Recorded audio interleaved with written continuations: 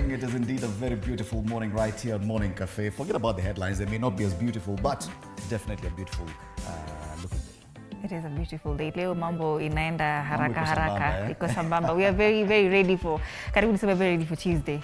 Lakini good morning, my name is Ann Odida. Kama kawaida, asante sana kwa kutuchagua hapa Morning Cafe. We are here just for you. My name is Fred Indemuli. A quick look at the headlines this morning. Garbage governor, did you expect such a headline? That's a standard. We'll be back to take a look at that. Taifa leo nusu mkate ya nukia.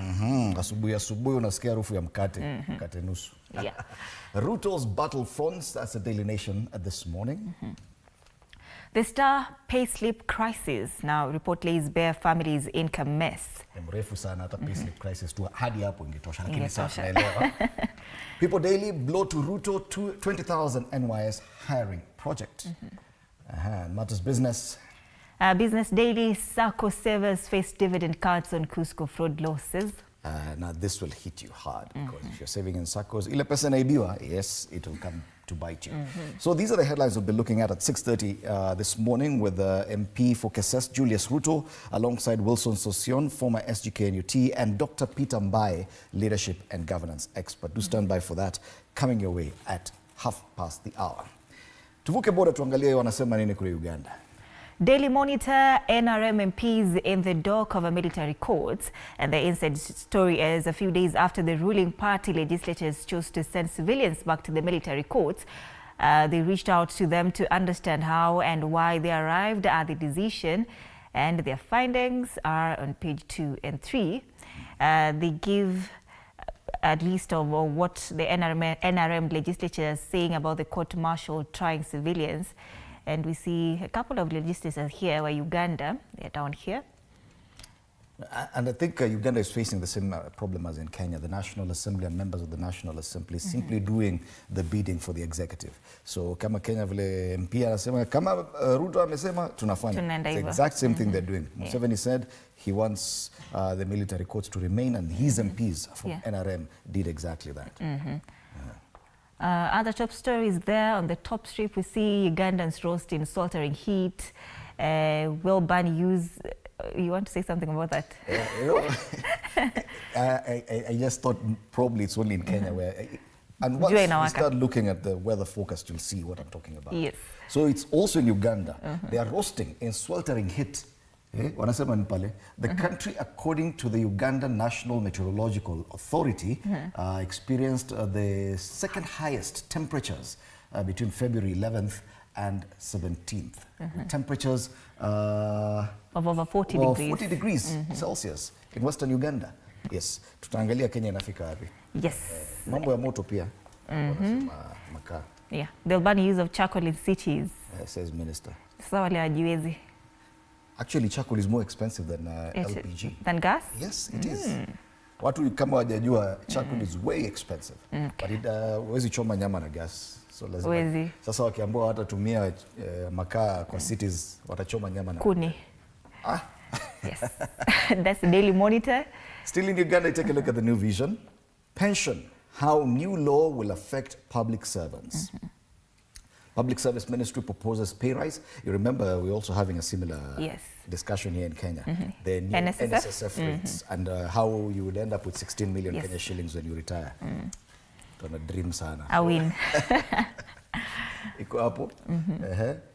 Uganda ready to host Chan tournament. Remember that the Chan tournament was actually supposed to be this February. Yeah. It was to be jointly co-hosted by Kenya, Uganda, and Tanzania. Kenya ndio tulilemewa. Hatuna stadium, so we forced a postponement to August. But Uganda say they are ready. Hata mkileta saa hii. Actually, I think they have a very bigger stadium, so they are ready. Sisi hapa. Anyway. Why mpox affects mostly men? It's an interesting one. Hapa chini kwa kona. Why mpox affects mostly men? Yeah. All right. Page 4. Page 4 of the new vision. That's as far as the discussions in Uganda this morning. Cross over to Tanzania. Samia reveals plan for industrial sugar production in Tanga. President Samia Suluhu yesterday announced plans to establish a new industrial sugar factory in Tanga region as part of our government's strategy to reduce reliance on imported sugar and save foreign currency. And she says the Pangani area has witnessed rapid development and it will continue to transform as they roll out a major sugarcane estate project along the Pangani River Basin. So on page 2, we see compensation for JNIA expansion finally out 27 years after relocations. Hii ni kama imesound karibia JKIA. And following amendments of the relevant law, residents who were moved out of the earmarked area will now receive a total of 143.9 billion Tanzanian shillings, with 20 billion shillings expected to be paid for the first 2023 recipients. Media in Tanzania steadily adopt AI amid concerns. I think every country is now adopting AI, or encouraging at least. There's one thing about AI I don't understand, because I see a lot of discussions online. They say, oh, hii statement iliandikwa na AI. ChatGTP. Yeah, this person is, okay, when technology imefika hapo, mnataka ifanye nini? Let's use it. Isitumike? Yeah.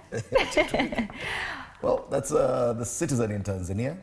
Meanwhile, the polls body is set to split and rename constituencies. What we call here in Kenya boundaries delimitation and review, but we'll never do it.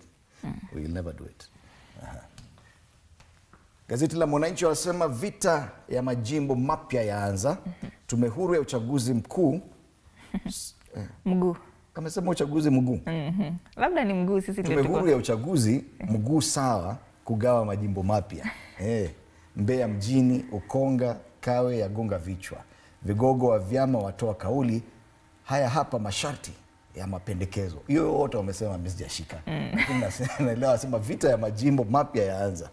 So idadi ya majimbo ya uchaguzi nchini Tanzania bado yapo 264. 214. 64. Na 14 hapa chini. Okay. Na Zanzibar kuna 50. Zote pamoja zinakuwa 264. Okay. We have in Kenya we have 290 constituencies. Then they have 214 in Tanganyika and 50 in Tanzania in Zanzibar. Yeah.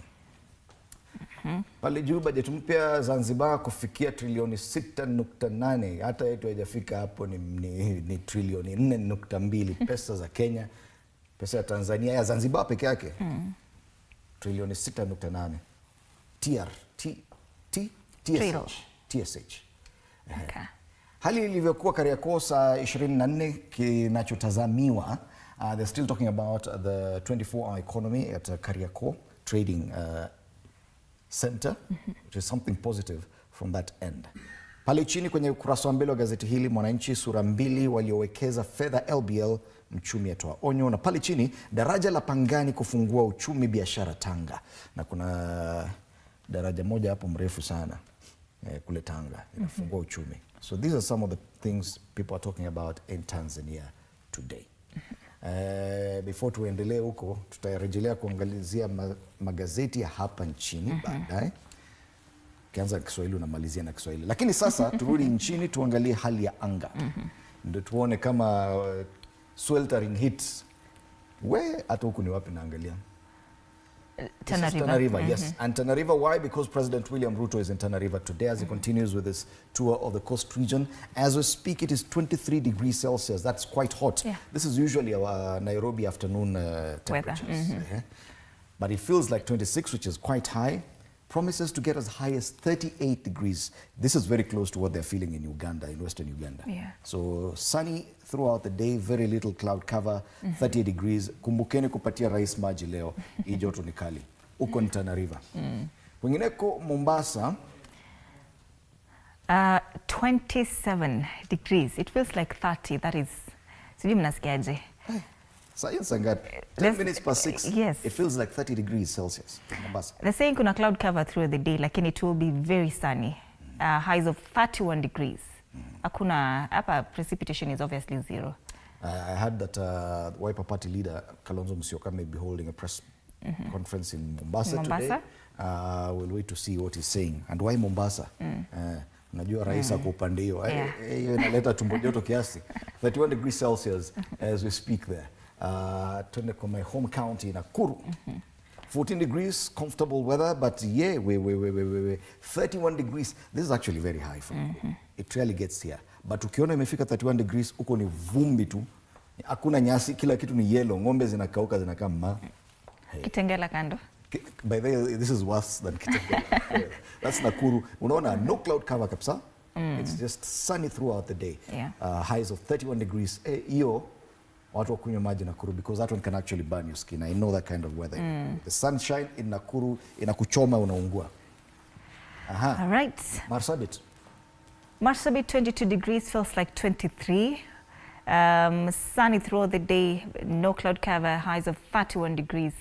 Hapa pia jua imewaka. Yes, jua inawaka kila mahali Kenya. So hata kama Ugandans wanasema the roasting and sweltering heat, I think it's more or less the same even in Kenya. Yeah. Nairobi, yes, it feels like it's 16 degrees Celsius.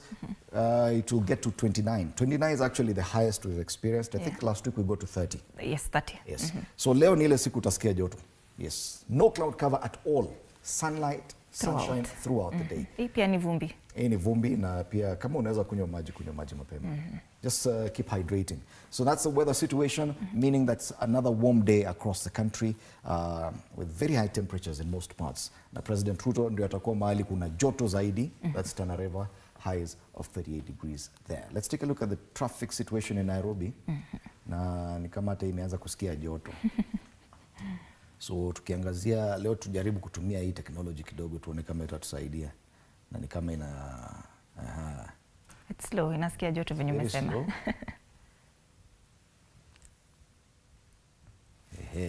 Tuone hapa ni wapi Makadara on Jogoo Road. It's building up slowly but it's still early. This is Kangundo Road heading towards Outer Ring Road. It's building up after that junction from Mama Lucy Hospital. And once you get closer to Outer Ring Road there, you can also see a stretch of red. A bit, this is further east next to the airport. That's as you head towards Cabanas on the eastern bypass. Something is building up there. The only other place I can see it getting busy ni hii barabara hapa.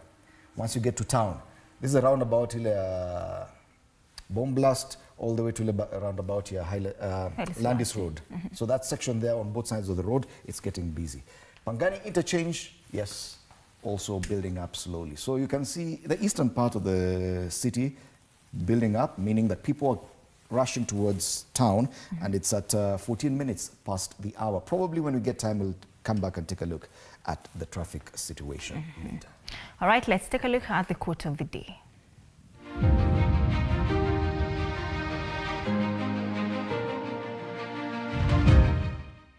Never underestimate the power of a made-up mind. Once you decide to succeed, no obstacle can stop you. Determination is the fuel that will drive you to your dreams.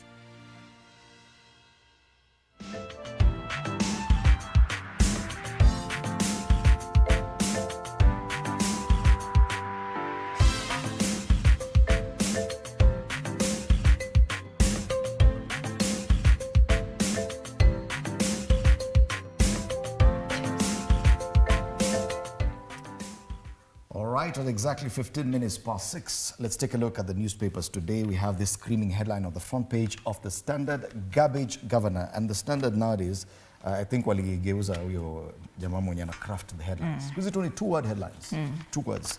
Very hard-hitting. Garbage Governor, they say a stinking mess. Nairobi County boss Johnson Sakaja did the unthinkable when he chose to settle a score with Kenya Power using trash and sewage. Leaders have condemned the act, with Parliament calling for the arrest and prosecution of those culpable. And this reminds me, we used to be told stories about how night runners in a certain part of this country, when they come to your door, what they do. Yeah? Anakuja anaachilia mzigo tu kubwa vizuri hapo kwa mlango. Asubuhi ukiamka unapata. Jamaa alikuwa ameshiba. You're saying that what Sakaja's office did. That's exactly what they did. Yeah? And that's the Nairobi city governor is quoted there saying, when you disconnect us at will, then we are entitled to enforce. But an eye for an eye always loses sight, and that is not the country we want. This story has been covered on pages 4, 5, and 6 because the number of headlines, pages 4, Sakaja's stinking mess at City Hall and Kenya Power tussle over debt. Another one, we are sorry for dumping garbage at Steamer Plaza, says governor. And page 5, they talk about Sakaja's city of waste, scandals, and legal wars. So that's a big discussion today. And as far as the city, I don't think he ever imagined finding himself on the front page with this kind of headline. Na behave kama night runner. Pale chini, university shocker for C+ students in 2024 class. Government is considering increasing the cutoff points for joining university, a move that will lock out thousands of qualified candidates. You can imagine people have just worked hard to ensure they got the minimum, C+. Alafu naambiwa, sasa tume increase ni B-. Yeah? But it happens. So close to 100,000. This is 99,338 students who scored C+ grade in the 2024 KCSE exam and whose chances of joining university could be jeopardized should government tinker with the cutoff points. This story is on page 10. You can read more on that. But there's one very interesting story I've seen there on the People on the Standard today, and this is a story on page 3. Wanasema, tired of being starved for love, inmates demand conjugal rights. That's a story on page 3. Na inaanza hivi. Imagine a woman waking up at Kamiti Maximum Prison or a man at Langata Women for visitation. Just like in the movies, the prison warder calls out the host to a secluded room, granting the couple private time to reconnect in a moment of intimacy. Will it ever happen in Kenya? 3 prisoners have actually sued, arguing that they live undignified lives without essential human needs. They say allowing the opposite sex to visit regularly would help state deal with homosexuality and lesbianism in prisons. Yes, that's a reality. So it's already before court. Alafu jamaa moja hapo, one of the prisoners is quoted as saying, the majority of prisoners are in their reproductive years and are deprived of the right to maintain familial relationships, including access to conjugal rights. What do you think? Should prisoners be granted conjugal rights in Kenya? Interesting. Sina maoni. All right, that's the Standard today. Taifa Leo wanasema nusu mkate yanukia. Duru zasema Ruto na Raila wameandikiana mkataba utakaowapa viongozi wa ODM nyadhifa zaidi serikalini. Maafikiano ni kwamba jana na Jumanne Raila alizuru kaunti za Nyanza kueleza wakazi kuhusu mpango wake wa kushirikiana na Ruto. And the former prime minister is quoted here saying, tunakusudia kuunda jamhuri yenye umoja, tusijigawe kwa msingi wa kikabila, tunalenga kuzika utawala mbaya katika kaburi la sahau, hatutakubali utekaji nyara, ukabila na maovu mengineyo. Utekaji nyara bado inaendelea anyway. James Orengo is also quoted there saying, ushirikiano wetu na mtu yeyote ikiwemo serikali lazima uwe rasmi. Tumempa Raila ruhusa ya kuzungumza na watu wote ikiwemo serikali ya nchi hii. Nusu mkate yanukia. All right. Mfahamu gwiji Ruo Kimani Ruo, habari hiyo katika ukurasa wa 13 wa gazeti hili. It's an exclusive. Here we see a photo there of the former DP akiwazia kuwa debeni mwaka 2027, akisema Gachagua asema huenda akashindania urais. Interesting. Jumwa katika hatari, na aliyekuwa msaidizi wake asema alimkataza kuelekea kwenye mkutano ulioishia katika kifo. Kurasa wa 5 wa gazeti hilo. DPP Ingonga on the top strip hatarini kutimuliwa, na raia awasilisha kesi mahakamani kuhusu hatua ya DPP kusimamisha kesi. Habari hiyo katika ukurasa wa 2 wa Taifa Leo. Right. Tuangazie gazeti lingine hapa, The Daily Nation wanasema Ruto's battle fronts. President William Ruto is entangled in many battles that could derail the implementation of his pet projects and pit Kenya against its neighbors, even as he continues to face a political rebellion fueled by his impeached former deputy Rigathi Gachagua. Story on pages 4 and 5. So on one hand, rebellion led by former DP Rigathi Gachagua, that's just one battlefront. 2, an ending problems in the health sector. Remember SHA, and yesterday senators were debating it and trying to put the CS on the spot about the failures of that system. University funding model headache. Regional crisis in Sudan and DRC. This is just some of the different battlefronts that the president is facing. And they say he's under siege. Key institutions in justice system facing major onslaught through petitions seeking ouster of their leaders. So definitely the president akona kazi mingi na ameamua kwenda Tana River, kuna joto huko. Tachomo na hiyo joto kali. Kuna milestone hapo wanasema Kenya to sign trade facilitation deal with Somalia. That's another headline on the front page of this paper. On their own, Pazola state defines HIV, TB amid US budget freeze. So the classification of HIV, AIDS and TB in the pandemics category rather than chronic diseases has caused untold suffering. That story about university admissions also features on the back page of this paper. Uncertainty surrounds new varsity admissions. High Court quashed the government's funding model. That's a different story, but the fate of 246,391 students who attained C+ and above is unknown. The government has acknowledged challenges in admitting university students who completed their secondary education last year due to legal technicalities affecting higher education funding.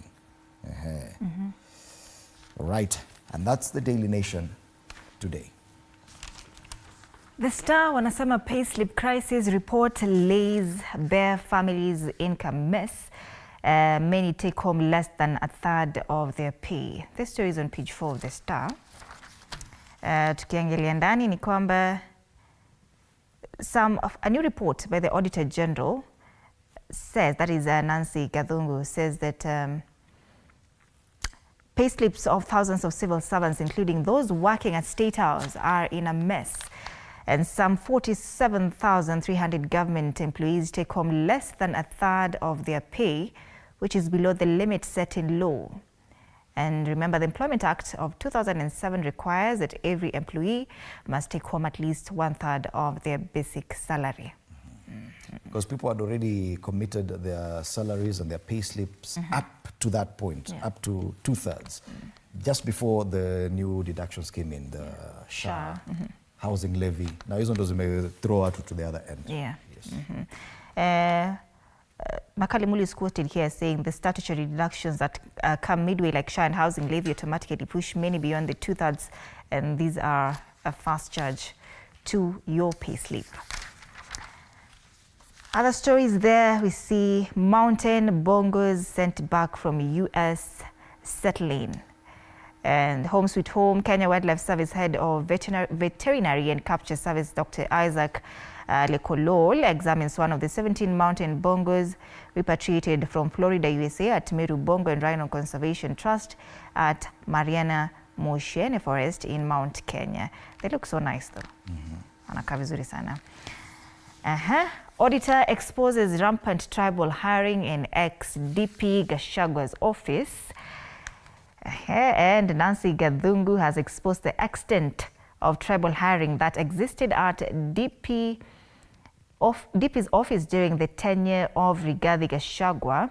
And audit findings for 2023-2024 financial year, Gathungu revealed that 66% of Gachagua's staff at both his current residence and Harambee House Annex were from a single community.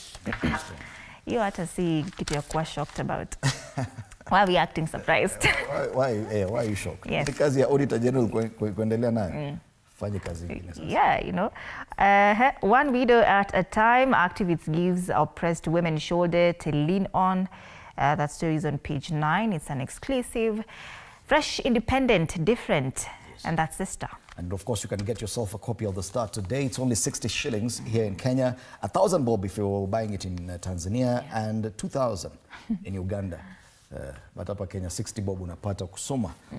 Ni wangapi katika ofisi aliyekuwa naibu wa rais walitoka kwa kabila moja. People Daily.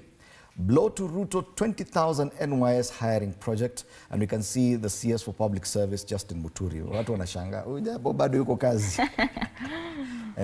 Alienda bunge jana na akasema hiyo kazi hiyo ndio the president said kutakuwa, lakini hakuna pesa. Ni mzuri lakini hakuna pesa. Minister Muturi reveals there's no cash for that plan. But si unasema sana. Nancy Gathungu pia kwa hapo. How county staff cook books to steal. And she's been very hitting the headlines of late, saying different things. This is the Auditor General, Nancy Gathungu. Hapo ameongea kuhusu ofisi ya Rigiji, hapa anaongea kuhusu vile pesa ya county inaibiwa. Pale chini, House team to grill Kanja on Sakaja conduct. So they've summoned the IG of police. Wanamwambia sasa wewe, governor anawezaje enda dump mbele ya Kwa wengine na unawacha hivyo. Ni kama night run ameenda kwa milango ya watu akafanya mambo. Wewe ulikuwa wapi? Remember they're primitive and they're intimidating. They should stop. To be honest, it's a very primitive move. Yeah. I don't know any other way of describing that kind of action. Me, I can only compare it to a night runner. Yeah. Child's play. Mimi kalongo. Kula matoke na ndizi usiku mzima nini, anakuja hapo usiku anaacha hiyo mzigo yote hapo kwa mlango yako. All right. Matters Business Daily. SACCO savers face dividend cuts on Cusco food losses. And the state has directed 247 savings and credit cooperative societies, that is SACCOs, to cut dividends and write off or set aside funds to cover for expected losses linked to the multi-billion shilling fraud at Cusco. And the directive is expected to guide the SACCOs in the coming weeks as they host annual general meetings which approve dividends, provisions, and write-offs. You see, many SACCOs and many people who've been saving in SACCOs do expect that for the past few years, SACCOs have been giving dividends at rates between 10%, some even going as high as 17%. So kuna watu wamengojea tu pesa yao ya SACCO dividends sahi, it comes around February, March. So umepanga mimi dividends yangu ya mwaka hii nafanya hivi na hivi. Kumbe kuna jamaa huko Cusco aliiba pesa. Sasa hiyo itarudi chini. Utapata 7% ama 5%. Ole wenu. Anasema 247, the number of SACCOs which are members of Cusco. Sasa wengi watasaga meno like this. 13.3 billion shillings was lost. That's a lot of money. Yeah. State diverts 58 billion shillings rail levy to fuel subsidy, and the state withdrew 58 billion shillings from the Railway Development Fund to subsidize pump prices in the year to June 2024, marking the latest breach of the Public Finance Management Law. On the ticker, housing social hall plans lose 13.6 billion shillings in mini budget, underage and born Kenyans on Hustler Fund loan list, and private. An audit of the Hustler Fund loans advanced in the financial year to June 2024 has revealed serious anomalies in dates of birth of beneficiaries, with some of them either below the legal age of 18 or not yet born at the time of disbursement. I mean, the system could not know that you can actually put at your my date of birth is 2026. February 2026, na unapewa loan. We are a joke. We're a joke as a country. Private pensions cede more ground to NSSF. And that's the Business Daily. NSSF, it is interesting. They said the NSSF is expected to put more pressure on private pension schemes as deductions to the state-controlled fund are scaled further this month. Yes. So people who are contributing to private pension funds are now saying, okay, fine, since NSSF inachukua yote, na washasema watatupatia 16 million shillings when we retire. So tuendelee hiyo. But unaona kama ni ukweli? Tutajua. All right. So yes, just a reminder that after the break, we'll have these three gentlemen in studio: Julius Ruto, MP KSS, Wilson Sosion, former SGKNUT, and Dr. Peter Mbaye, leadership and governance expert. Tuangazie cartoons tukimalizia, na hapa kuna cartoon ya kwanza ya Standard inaonyesha picha ya alikuwa waziri mkuu Raila Odinga. Hapa kuna mikono stretched to one, presidency come 2027. Another one loot ya post broad-based government. So who's offering presidency? Wale wengine wanasema ukija kwetu utakuwa president. Anasema hapana, usingoje 2027, chukua yenye iko sahihi. Money or the box? Mtaka yote uko sahihi, yote atachukua moja. Unakumbuka money or the box? A similar cartoon there on the Star. Caricature here of DP Rigathi Gachagua akisema, why be kingmaker when you can be king? Now, who is being told? There's a caricature there of the former Prime Minister Raila Odinga, and we see a caricature here of Kalonzo Musyoka, the Wiper leader, akishangaa sana. Mbona una offer huyu na mimi pia nataka. But why be kingmaker when you can be king? Yeah. On the cartoon on the Daily Nation, talk about the shark crisis, health crisis. Jamaa ko pale kwa juu ya gari anaongea akisema nitatenga, nimefanya, nimenene. Na huku chini ishaharibika, imemwaga oil. Kuna kuna you know who this is? Kuna hills pale chini. The CS for health trying to fix SHA. Lakini hakuna kazi inafanyika. And finally, this is the People Daily caricature here of this Public Services, Justin Muturi, and of course Raila Odinga. Muturi. No, not Raila Odinga. This is actually the president. It is the president? Yeah. All right. How soon are you going to use the yellow and the red card? Jamaa amengojea afutwe kazi afuti. Anaongea rufaa lakini hakuna kitu inafanyika. Yeah. Unaona hata amevaa nguo za UDA. Yeah. Anangojea red card ama yellow card. All right, those are the cartoons. Plus, we'll be looking at that with my panelists after the break. After that, later on, starting at 8 p.m, a different conversation on ulisema uwezi sema ikitu. It's Health Thursday. Polycystic ovary syndrome, that is PCOS, with Dr. Stephen Ngigi, family medicine specialist, starting 8 a.m. Right. Later? After that, Tuko Gym, mobility flow with Kim Kipfit. Right. So this is what we have in store for you. Interact with us on our social media platforms, TV47 Kenyan, Facebook and YouTube, on X, TV47 News KE. My handle is at @Ann_Dida and the hashtag is Morning Cafe. My X handle is at Fred in the morning. Stay with us.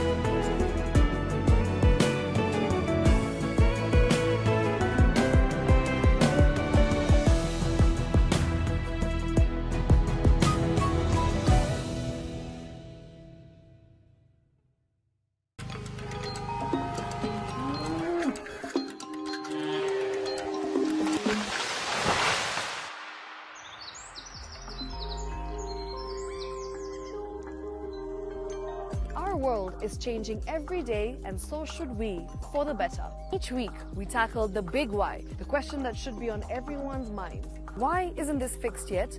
Deforestation, global warming, and the adverse effects of climate change. The future isn't just something that we inherit, it's something that we create. Join us on The Green Fix as we tell the stories of those who refuse to give up.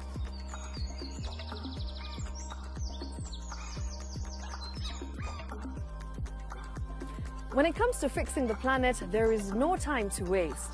Join me, Shiksha Aurora, on Thursdays at 9 p.m. on The Green Fix as we look into the big why, you and I.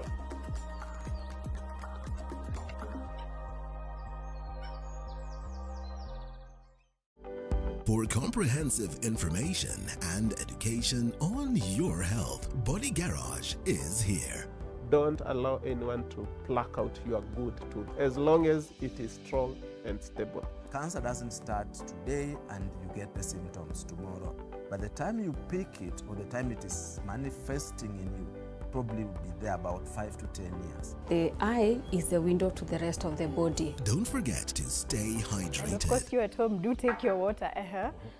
So the ultimate test is actually you check your urine. Your urine should be clear. Clear like the water? Yes. Should be able to see the other side of the urine. If your urine is colored or has changed color, you cannot see the other side, then you have not taken enough water. Don't forget regular health checkups. Early detection saves lives. I want the message be, we can prevent cervical cancer. We prevent cervical cancer in several ways. You have young girls and even somebody who's above that age, you can pay at least every 3 years. Somebody should have a pap smear done. If you are 40, 45, 50 going upwards, once a year, please go see a doctor. Yeah, it's just for normal routine maintenance.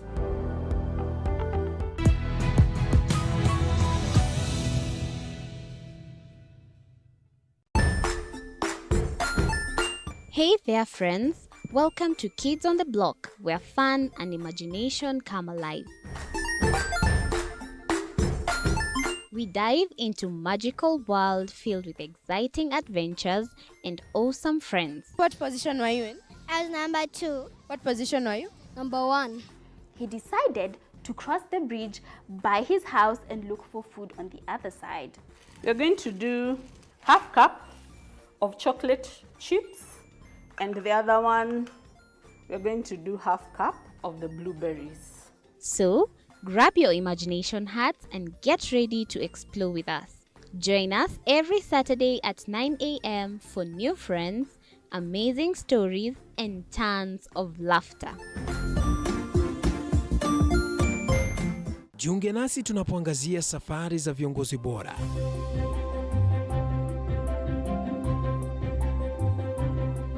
Kutoka kwa ushindi mkubwa hadi masomo magumu. Wakati wetu kwamba wasichana si wa kusoma, ni wa kuolewa, ng'ombe ipatikane, wazazi wakuwa watajiri. Tunashughulikia yote. I wish I were a better investor. My parents taught me how to look for things for myself. Tazama Mfahamu Kiongozi, ambapo kila kipindi kimejaa maarifa, mikakati na hadithi za kukuza azma yako. For me to succeed, I have to fight. Kila Alhamisi saa 1:30.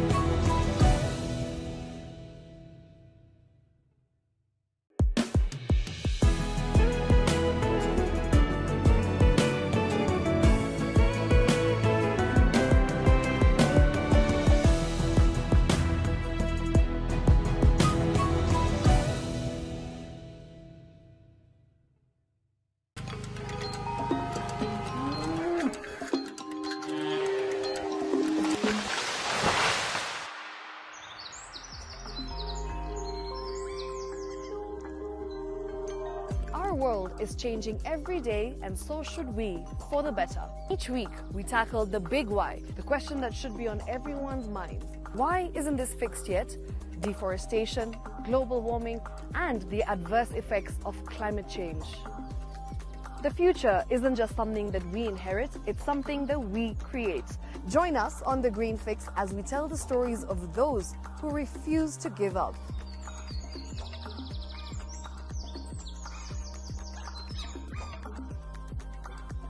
When it comes to fixing the planet, there is no time to waste. Join me, Shiksha Arora, on Thursdays at 9 p.m. on The Green Fix as we look into the big why, you and I.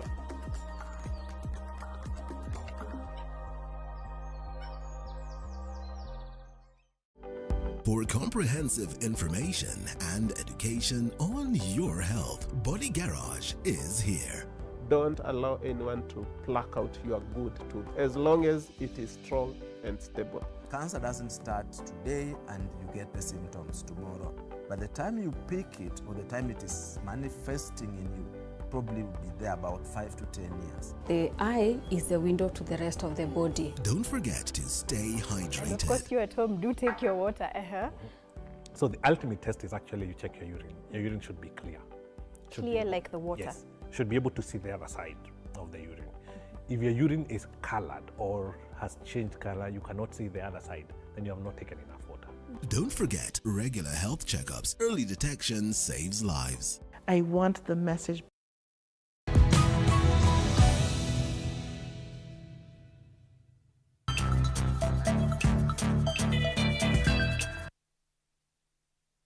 After 3 days of chaos, the Nairobi County Government and Kenya Power have finally struck a deal, ending a messy standoff that stunned the nation. Tumesema ya kwamba uhasama wote uishe, tumekaa chini, tumesikizana, tumekubaliana, na ilikuwa jambo ambalo hata ilikunipendeza, mambo ya kumwaga takataka. Hiyo malori yalikuwa yazibe tu vile sheria inakubali. Na ndio maana kwa muda mchache sana waliweza kukokota hiyo taka, lakini leo baada ya mkutano tumeondoa hata hizo magari.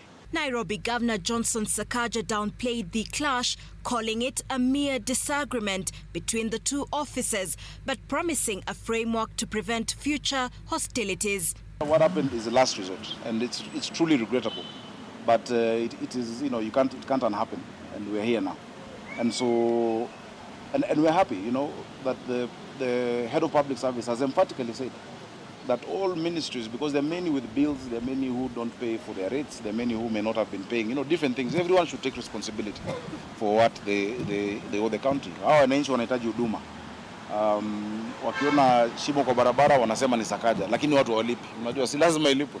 Unasema nitoe dimple kwa barabara, lakini siwezi ziba na Big G. Nahitaji lami na nahitaji kuilipia na kununua. And so that is why I've spoken about the enforcement. And this year we're going to be very firm on enforcement of rates. Despite condemning the act, Sakaja maintained that the county government had the authority to take action against Kenya Power. He argued that just as KPLC disconnects electricity over unpaid bills, the county had legal remedies. Kwa sababu tumekubaliana ni njia gani hizo deni ambazo tunawadai zitalipwa. Zile zetu tulikuwa tushakubaliana njia ya kuwalipa polepole, kwa sababu deni za zamani sana, lakini lazima ulipe kidogo ile ya zamani na pia ya sasa ili yote iwe sambamba. Na sote tuko na jukumu la kuheshimiana, tuko na jukumu la kuangaliana wote kama mandugu. Si sote ni serikali. Mambo kama haya kweli haifai kufikia wananchi. The head of public service, Felix Koskei, had earlier today chaired a high-stakes meeting aimed at resolving the prolonged standoff between the Nairobi County government and Kenya Power. The meeting, attended by Nairobi Governor Johnson Sakaja and Energy CS Opiyo Wandayi, focused on ironing out commercial disputes linked to over 4.9 billion Kenyan shillings in unpaid waylift fees owed to the county by Kenya Power. All right, that's where we start off our State of the Nation this morning, the dispute between the Kenya Power Company and the Nairobi City Council. It is captured there on the front page of the Standard today with a screaming headline, Garbage Governor. Allow me to introduce my panelists this morning, beginning on my immediate left, Julius Ruto, MP KSS. It is your very first time here at TV47 on the morning show. Morning it is a pleasure having you. Thank you so much. Yes. Next to Bwana Ruto, we have Dr. Peter Mbai, a leadership and governance expert, a familiar face on the panel. Karibu sana. Thank you. Wilson Sosion, Mwalimu Wilson Sosion, former SG KNUT and also a former member of the National Assembly, is also with us this morning. Good morning, Karibu sana. Yeah, good morning, Fred, and good morning, our viewers. This is something that we rarely get to talk about, but how different arms or different sectors, different organizations within the entire government work with each other. It is rare to see a county government and a government parastatal engaged in such kind of exchange to the extent where garbage is dumped outside a commercial office. Bwana Ruto, I know this matter is already before Parliament. Did it have to get there? And is this what we get from political leadership? Thank you so much. Probably this is a classical example of what we always say, the rich must also cry, because we see the war between Nairobi County and the Ministry of Energy, that is Kenya Power. There is no any other better descriptive word than to say this is a criminal act. That Nairobi City Council for that purpose and City County had no whatsoever reason to dump such that in front of KPLC offices. Remember, that is also a road that is used by public, causing obstructions. Whatever frustration they were going through, they had no right whatsoever. And if there is any other better way of punishing it, I would rather say it should be punished, to set an example. Because by virtue of collecting all that garbage, feces, and putting there, what kind of messaging are we giving? That the government cannot talk to each other. I think it is something that cannot be condoned. Nonetheless, to say, I'm aware of the frustrations that the two levels of government have been having constantly. This is just an example. I was serving at county government before I came here. We used to have the same issues. Prior to devolution, we had what we under the defunct local authority and local governments. We had these issues to do with lieu of rates, which were paid by government agencies, parastatals that are sitting within the boundaries of a given municipality. But I think since then, no discussion has ever arose. And this is something, it's a call now to IGRTC, because the only organ that sits between the two levels of government is IGRTC, to begin to look at these dating issues, because county government are frustrated in meeting their targets on source revenue for the purpose of service delivery. And whereas the national government have got their distinct function, the obligation remains, because the roles and the functions which has been costed, which has been mapped for counties, have to be discharged. Same way the national government roles and functions have to be discharged. Whereas national government now undertaking their roles and funding through exchequer directly, counties have to undertake their own budgets, of course, looking at the shareable revenue and also revenues. But this act of gruesome relationship, I think for public purpose, is something that we should not welcome. We should have institutions that speak to each other. But if we are people who doesn't understand they run institutions, public institutions, and that it is not their own property, this is where we're having these problems. But if we have a people, and I'm sure Dr. Fred here being expert in governance will tell you, institutions and instruments are there to talk to each other. Using instruments, invoices, memos, that's how they talk. And if an issue has arisen, there are better ways of agitating or mitigating the issues. Senate is there, National Assembly is there, if the other organs have been defeated. Thank you. And having the county of Nairobi acting in such a way probably sets an example for the other counties. Of course, they'll follow the suit. I understand that there's a lot of frustration, especially for the county governments, having to deal with bills that came from even the defunct county councils and municipal councils. But should it get to this point? The first thing is that we need to know there has to be respect. And here we talk about institutional issues, literally, from a policy perspective. There has to be some respect on how both levels of government should work together. That's number one. Of course, there has been a lot of frustrations across the board. This is just one example. Having said that, we don't want to go to degenerate to where we were in 1960s or 1940s, like we are going back. This is a civilized, nation. This is a capital city. I mean, this is one of the cities, one of the biggest cities in Africa. So really, there has to be some way how we handle our issues. Things about disputes on arrears and all that. And both sides are saying, you owe me and you owe me. People, there's something called civil suits. People go to court, literally, to compel other people to pay. And if they go to court, that's why we come and say, don't take each other to court, then there has to be some mediation. So there is a failure of some systems working.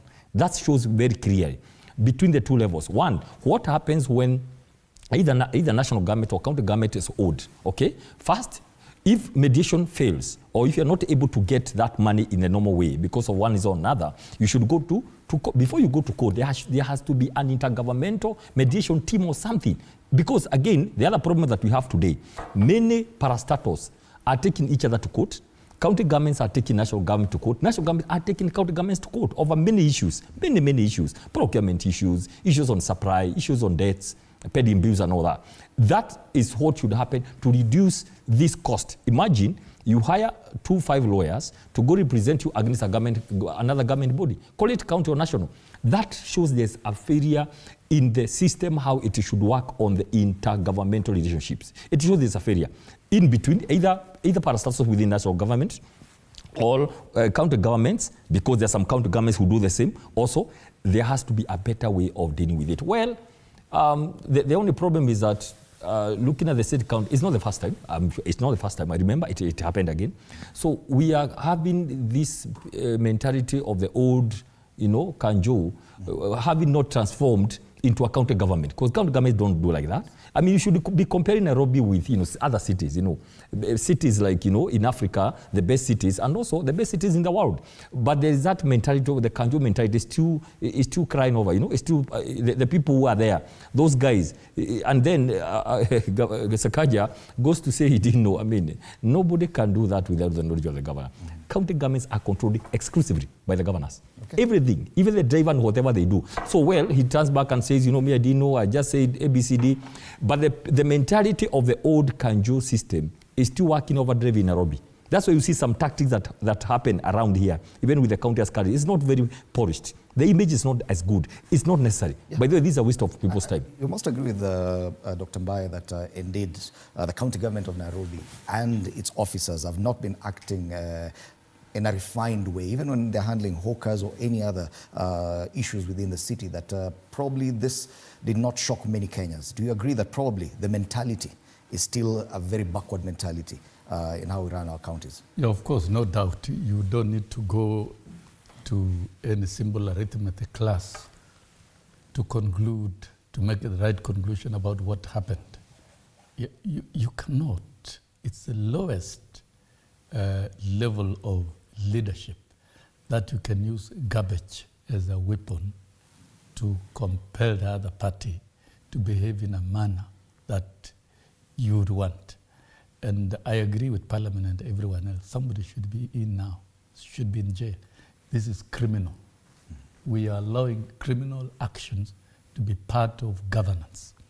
And this is an indicator that within the City Hall, for a long time, there are criminal gangs and criminal cartels, and they continue to reign supreme. And that is why you see these kind of things. The city of Nairobi should be one of the most orderly cities that attracts tourists purely to visit the city alone. But we cannot even dream of such when we are handling other government institutions using garbage. And what are you telling the entire world about Nairobi? If this, of course, if it gets out in the media outlets across the world, then people will perceive that Nairobi is a city full of garbage. We expect governors of Nairobi to turn around Nairobi to be a city of class, very clean rivers, clean city that we can't see even garbage accumulating to the level of filling a lorry, because we manage, it should be managed very, very, very well.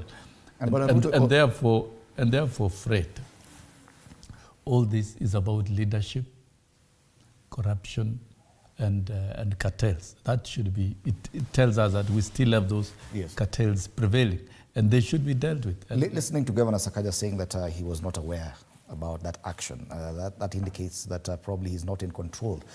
Could that be the issue, that the governor is not in control of his officers? Well, what do you expect when it gets to that level? You ask it a question on such a level, and of course, when the shame has come out, what do you say? Because sometimes some of these things are very organized. People cannot just wake up today and decide. There must be a pattern somewhere. And as we look at what is happening in Nairobi, also let us look at what is happening in Eldoret. Remember last week, we had an horrific scene of some gangs being used by the senior government officers to go and check out a public officer in an office in a crude way, to a level even attacking women, the secretary in the office. I know this was in public domain. So as we are looking at Nairobi, let us look at the entire counties. I think we have a problem with devolution, or either the framers of the Constitution had good intention, but the implementation of this is taking another dimension. We are creating another level of power, cartelism and corruption, and that they want to use all means, including intimidations, because exactly this is manipulation and intimidations to attain a given objective. Who knows, maybe even park it. There was some negotiation that are being triggered to manage the issue. The other issue I wanted to pick up from Dr. Peter Mbaye here, the issue of litigations, the constant litigations.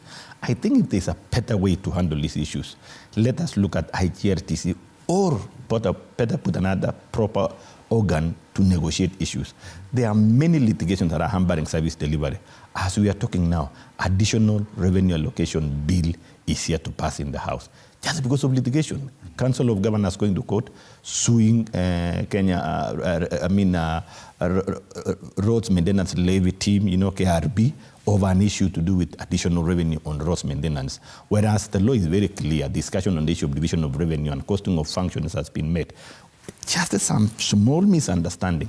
As we are talking now, counties cannot receive their aid, they cannot receive the additional money, especially those that is on critical health services because of that matter. The whole issue of putting limitation, disagreement was not met, and in any case, the function of resource allocation is purely political process.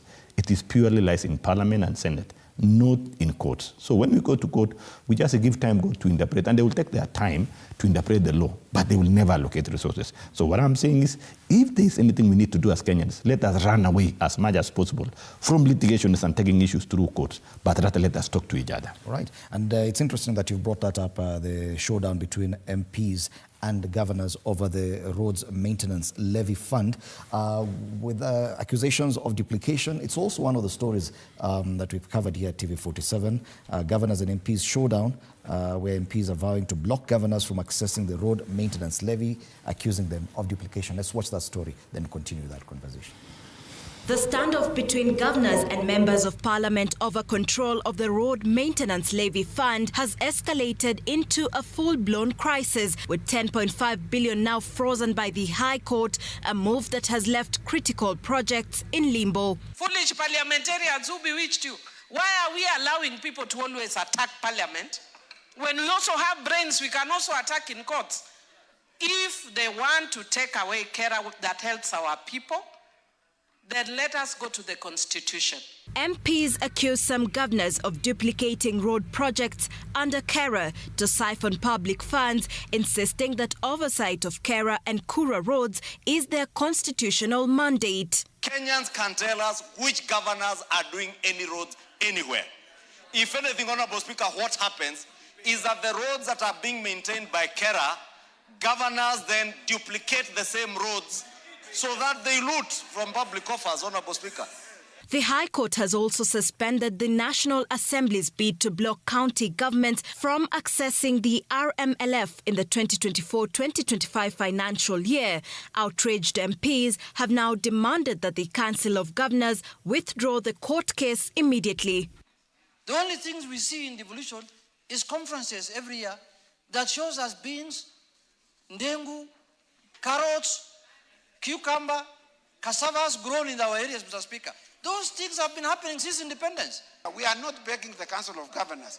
We want to ask them to withdraw that bill so that they can be able to get their money, which is more than the 10 billion shillings, Mr. Speaker. The Road Maintenance Levy Fund Order 2024, which came into effect on July 15, 2024, raised fuel levies from 18 shillings to 25 shillings per litre. The High Court is set to hear the case on March 31, 2025, in what could be a defining moment for the fate of Kenya's road infrastructure.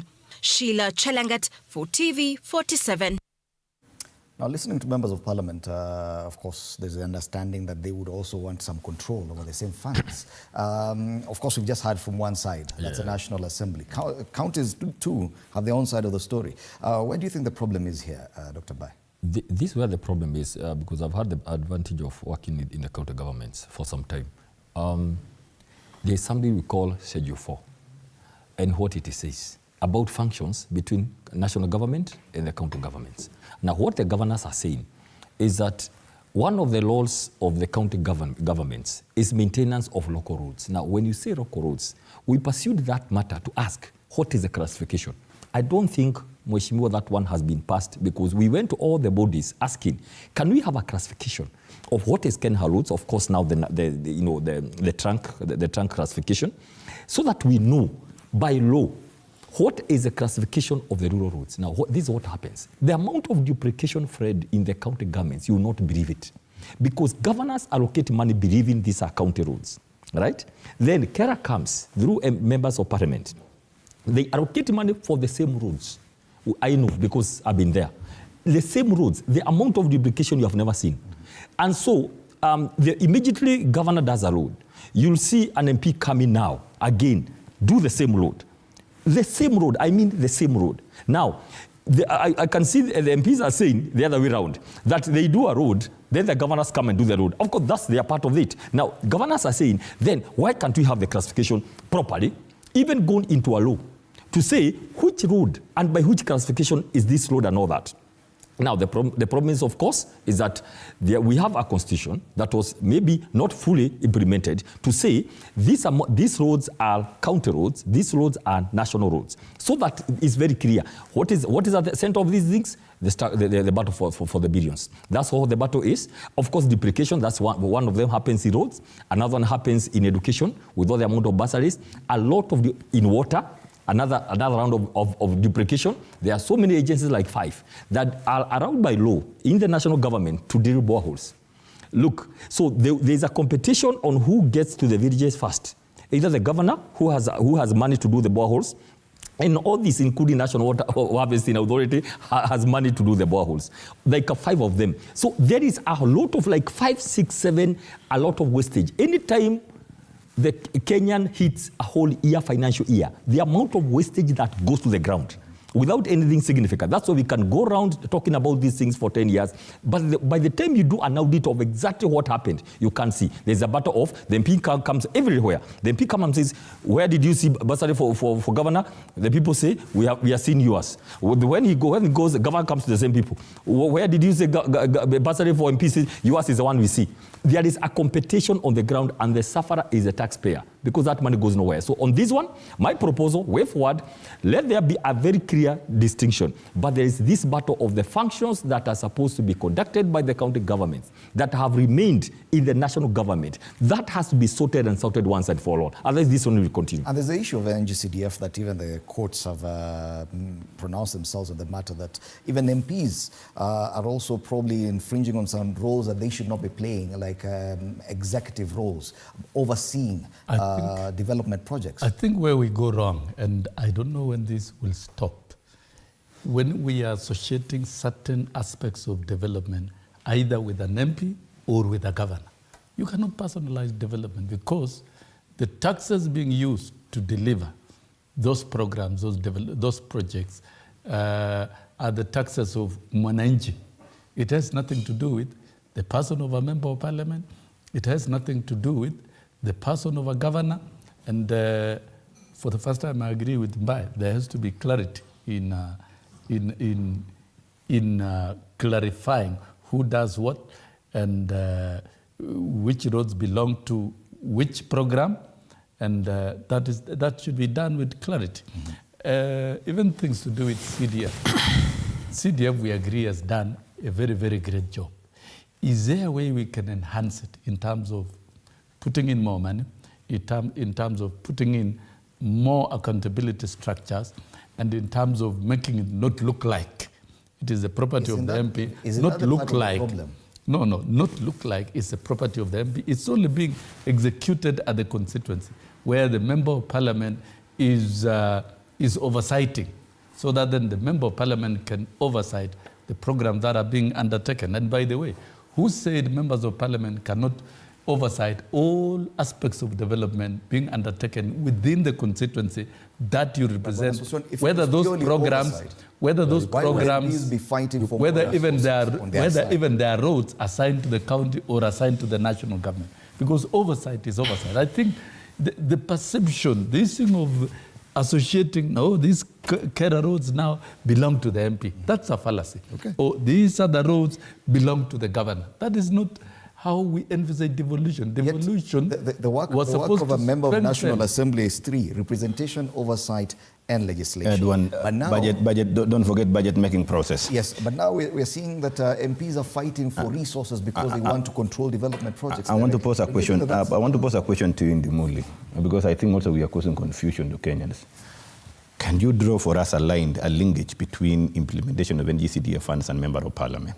I don't know whether you are aware the NGCDF Act and its amendments has totally linked completely the roles. Now, nowhere does member of parliament appear in decision making.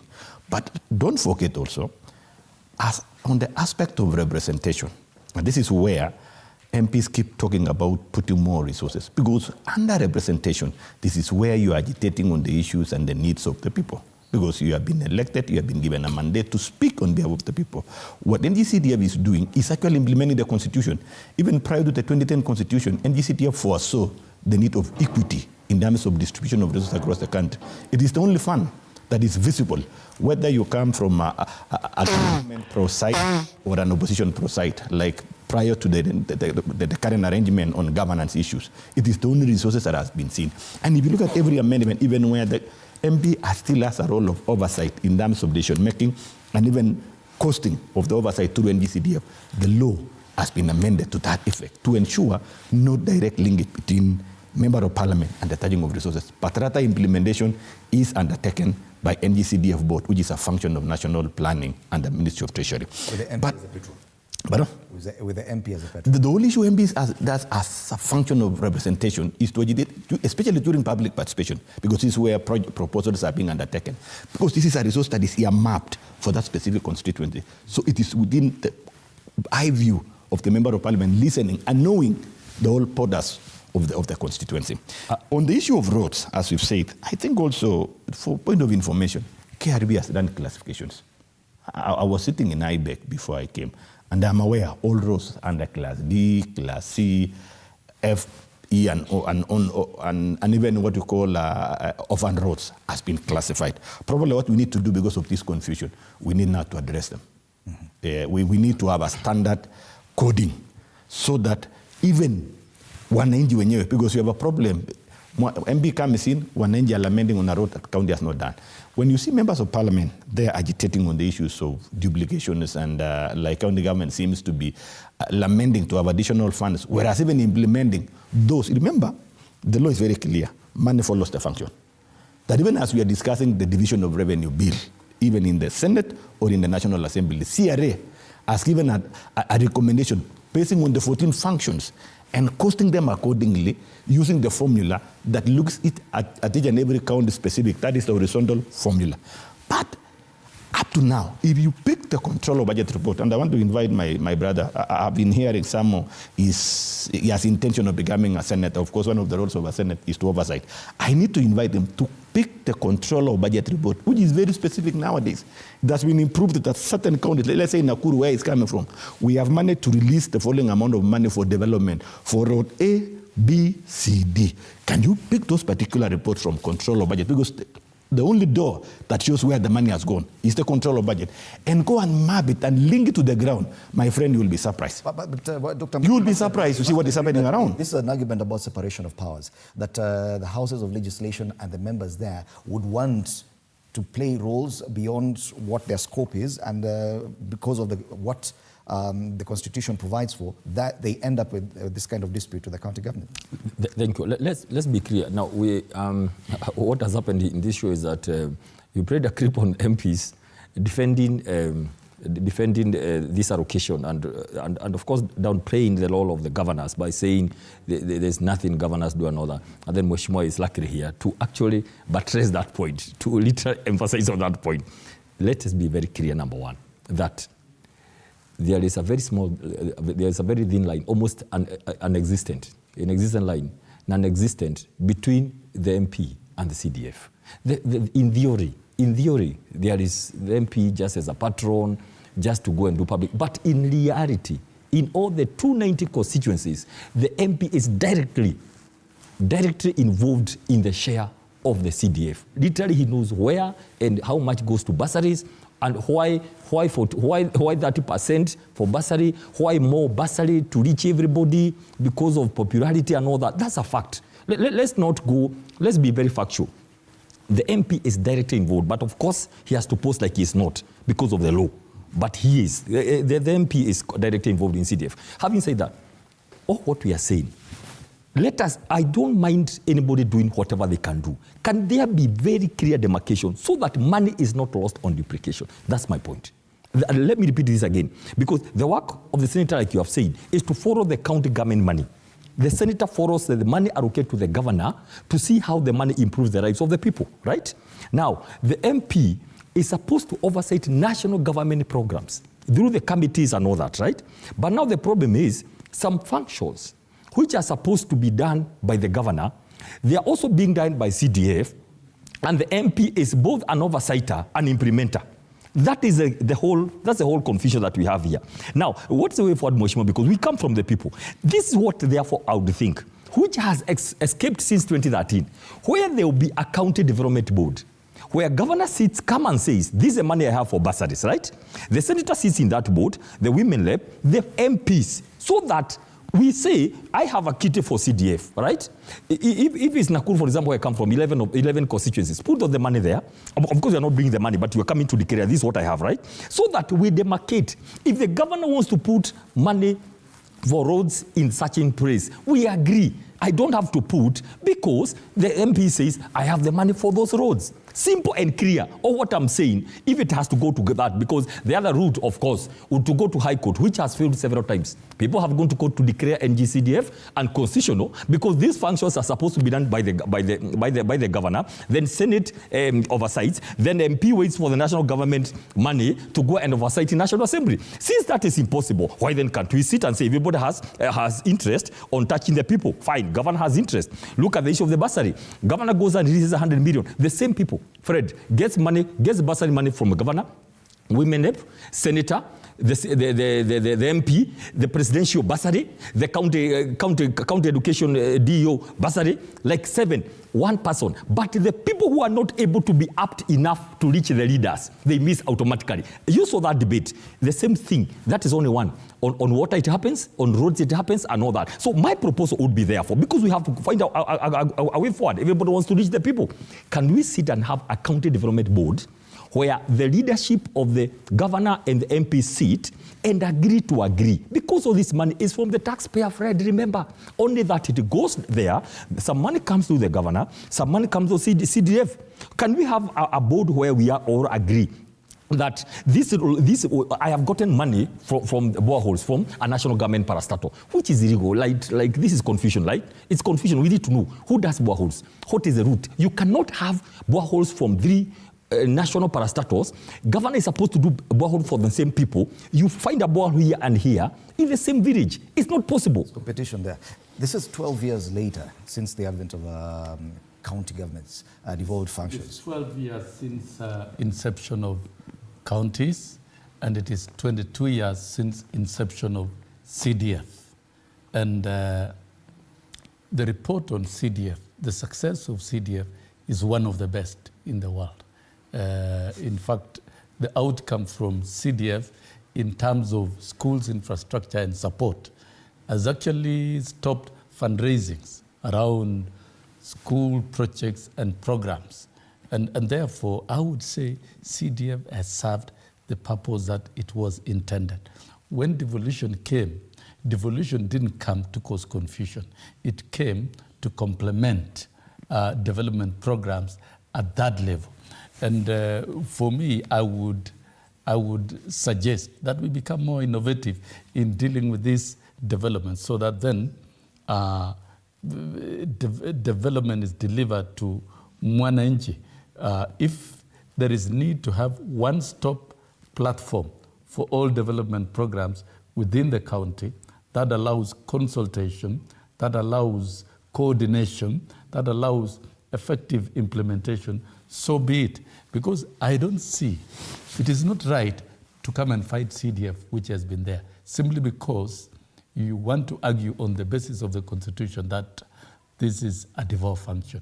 It's not right. Not everything actually will be, confusion? Not everything actually will work in that manner. It is also not right to go down and compete over roads and do duplication. In fact, it's a crime, just like the garbage, to go and do a road that has been done by another entity. That is criminal action, and that is actually madness. And I agree. I think it is time we need a serious county development platform where all elected leaders, all entities are able to consult. Because I'm sure if that organ does exist, then these consultations will work well, and there will be proper coordination in how CDF can be better implemented, how roads can be better done by KERA and by county government. There will be no confusion. But right now, if we leave it to this type of confusion and continue with the problem of interpretation of the Constitution, what it says, we'll continue having problems, wastage of resources, and mwananchi will continue losing. The two suggestions I've had here, Bwana Ruto, is that you should come together as leaders and agree on that. That is the hardest thing, because these are politicians and everyone wants to claim ownership and take credit for a road. I think there is something that we must divorce completely, especially the issue of earmarking and owning, properting to yourself service delivery to an NG. Because I'm aware even right now, governors who have run away from the critical service delivery or development of economic agenda for their people like agriculture to some non-economical focus. Some counties, you realize they are running some programs. I saw another county running milk for the children. I'm asking the question, yes, this is a good program. Where do you get this milk? Where is the farmer in this place? Being no function. But because we have reduced ourselves to this stereotype of saying who is more doing better than the other, we end up destroying everything. I mean, I have to own that one. Like all of us, we have to agree here. And even I think we need to do more civic education to the electorate for this purpose, because it is also another issue We're having a quarter of electorates who want to be praising and saying, oh, so-and-so is doing much more than the other one. In any case, there are 3 levels of representations with distinct function. Governor has a distinct role completely, and the role is purely executive, where MCAs have a role of representation within the ward. MPs have a role of representation within a constituency. Those are 2 different jurisdictions. President has a role of working for the country and for the nation at large. I think we need to have more sensitization on the real need issues of the people, the agenda for development for the people, because we are causing confusion. Like now, we are fighting on roads. Simple issue. As we are discussing right now, there are mega investment money that are lying, like the issue of Kenya Power Support Program, which turns into billions of money for counties. But they are lying bare because a case is in court over an issue of road maintenance levy, which in 2019, if you remember very well, during Uhuru time, when there were issues of additional incremental on shareable revenue. You remember there was a matter, it went to discussion, even when Senate were demonstrating with MCAs, they went to court. You know the outcome of that one was collapsing. It ended up collapsing road maintenance levy, which was allocated to counties, just to increase division of revenue, which did not change anything. The function still remained. It grew the division of revenue, the shareable revenue for that purpose, and settled out the dispute. It ended up also addressing the same issues, because the same road which would have been taken by road maintenance levy would still be allocated through the normal budgetary process. And that is what happened. But look at what is happening now. Clearly, I think the framers of the Constitution had good intention. But the takers who are now undertaking have sought to use this one to personalize the gain. The whole root cause here is corruption, because there's nothing else we are fighting for here. Because even if you ask them, as I talk to you, surely true to say, I come from a constituency. Constituency is not in space.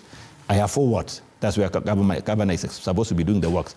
The only thing I can say, and people can attest to you, if you undertake sample now and go around, they will tell you this is the road just done by Kera. They can see visibly. If you ask them where is the county roads, governor will say we have done 800 kilometers of roads in this particular here, or 1,000 kilometers of roads. But if you ask them, can you pin even 5 kilometers in this point? You rarely see. Why? Because there is a cap somewhere. I agree. Probably we need to have a discussion on how to make it open, transparent, and accountability of specific resources earmarked for that region. Okay. And we can use accounting for that. And you do agree it's an issue of ownership, because everyone wants to say, I have. That is where we have a problem. 1 minute. And what I'm seeing, and I think we need to agree, when there's a dispute, people need to talk like they want a resolution, or trying to reach for each other. If you hear the tone in Parliament, and what the MP has repeated the same thing, that we are the people who do those roads. If you go there, show me one road the governor has done. Now, that is completely that's not a spirit of mediation. Yet remember, the same MPs are supposed to pass the bill that helps to send money to the counties. So you can see the governors are in a very disadvantaged position, because already pronouncements have gone out that you don't do any roads. It's us who do the roads. So they'll make sure they starve them of money, so they don't do any roads at the end of the day. And that is a competition on the ground every day. And that's what I'm saying. I pity the taxpayer, because there's a problem. Now, this is what I suggest. And I'm saying this, for example, let me take an example. Today, if I was a governor, I wouldn't have any problem. From the word go, the first week I'm elected, to invite all the MPs to come and say, let's agree, let's do joint public participation, so that we go to the people. When they say electricity issues, the MP takes notes, because electricity is a matter of national government. When they say we want boreholes, let's agree. Then once we retreat with the MPs, we'll agree. Now, did you hear? They want 5 boreholes in that ward. Do you think you can get, how do you do it?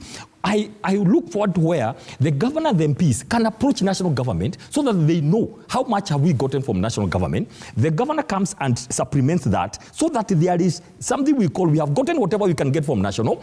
The governor comes and does their part, so the people get one line of development. And who takes credit? That's the issue. Now, the problem is this. We elect people who are more about personal, not service.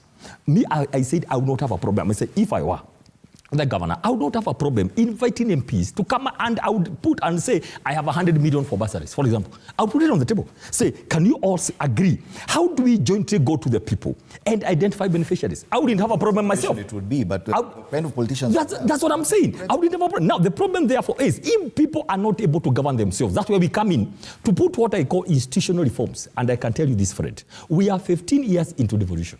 is a big waste and duplication. I would suggest this. If we cannot be able as leaders, come together to do joint public participation and make sure there's no duplication therefore. We must put laws. Even if we go all the way to the constitution change, even if we go all the way to the constitution change, Fred, we must change this thing. This architecture has to be changed. Yeah. We cannot continue this way, fighting because we want to show that we are the people who have reached the ground between MPs and governors and all that. We have to just to interject, and allow me to appreciate the Office of the Controller of Budget. The other day they came out a circular and say to devolution on matters of national government functions that you've been undertaking. I will not approve any funding until and when there's a clear law or there's a mutual arrangement between national government and county government to undertake that function. The issue of bursary, nobody has stopped the counties to give out bursary, but can they finance, can they support a function that is clearly spelled out under 4th schedule, the 9 function of county government functions? The issue of youth training and VTCs. We have many youths who are languishing because of lack of skills. Those who never met to the criteria of joining higher level, maybe universities, they are in the villages. It is a clear function by law, and I think the Constitution had foreseen this one. Governors need to sit down on matters of education because it's a shared function and begin to evaluate on how to help our youth in the village. Those who are D pluses, those who are C minuses, those who are even D, because there's a clear steps they can undertake and they can give them skills. Why can't they finance? I was a CC, and I foresaw establishment of what we call DVET's revolving fund, where we used to give facility for youth to go. We even trained them, those who went up to KTDC then at that time, and now they are being employed in all these DVETs to teach. Can we still support the same? Because it's the same population, so that whatever national government can support in secondary school, which is their function, in universities, can they supplement and do the others? I mean, nobody here can conflict, but I don't know what is so sweet around here that we end up going to this dimension. Yes, I think, Fred, what is coming out, the more we discuss this thing, the fact that comes out is self-glory of who has done what. I have done this as a governor. I have done this as an MP. And this is misinterpretation of the Constitution. Consultation between devolved and national government is allowed in the Constitution. And I think we've got to be more innovative with the experience of 12 years of devolution. What has worked, what has not worked? What are the gaps, what needs to be fixed? And how can we go about it? If we look at, for example, what Dr. Aria is proposing, a platform of consultation at the counties. Previously, we had a district development committee before 2010 constitution. And that you discuss. Members of parliament would sit, MPs would sit, the civil societies and all other groups, the churches, you would sit and outline. If it is agenda on education, it is all agreed. If it is agenda on roads, it's all agreed. And I think that is what we are lacking. There's competitive interest right now on who does between governors, between MCAs and the rest. I would expect even the oversight to be very strong at this time because we have functional county assemblies and members of county assembly oversight functions of the governor, and members of National Assembly generally oversight and represent the people within their constituency. So combined efforts of members of county assembly and National Assembly will provide even stronger oversight, and we will not have this dirty duplication of roles which are deliberate and criminal in nature. To me, I think we need a platform of consultations at every county for development, where members of parliament sit, National Assembly, senators and MCAs and governors and other civil society groups and churches, so that then you structure development and avoid confusion. Okay. I'm seeing, for example, in education, we've been struggling to meet the UNESCO standards of putting at least 6% of GDP in education as a country and at least 15% of the overall national budget. And when you look at the multiple sources of bursaries, we have the different banks putting in bursaries, we have the CDF, which has done it traditionally, you have the counties intending to do it and all that. If all these monies were organized properly and channeled, I'm telling you, no household will pay fees up to even grade 12 level if it is coordinated properly. I think what we are now lacking is innovative leadership. Can we have innovative leadership? And if there is need for a statute to structure governance at that level, can it be done? And I'm asking one question. What is the role of national government coordination at the counties and at the sub-counties? Because you have got county coordinator. That county coordinator should be able to harmonize all structures and organs of leadership in a county around this program so that we don't have duplication and confusion. And we take it away from what has Mheshimiwa has done, what has the MCA done, what has the governor done. So as long as we are on the highway of self-glory and gratification and trying to argue whether CDF should go or not, I think we are doing a disservice to the people. Let's agree to get back to proper leadership and coordinate our development at the county level. It is indeed an issue of leadership, and now governors and MPs on opposing sides with regard to who has access to the road maintenance levy, about 10.5 billion shillings. MPs on one hand would want that as part of their CDF. Governors too would want that directly through their county systems. Well, that is just one conversation. I want us now to move to the politics of the day. A lot has happened this past week. We saw with the return of Raila Odinga from the AUC elections, talk of a possible coalition. And if I may refer to the front page of Taifa Leo, wanasema nusu mkate yanukia, ukurasa wa mbele wa gazeti la Taifa Leo. Jana na Jumanne, Raila alizuru kaunti za Nyanza kueleza wakazi kuhusu mpango wake wa kushirikiana na Ruto. Right. Ile ndio jambo tunataka kuzungumzia. But let's take a break. You're watching Morning Cafe. Don't try to do Kiswahili. Itakuchanganya.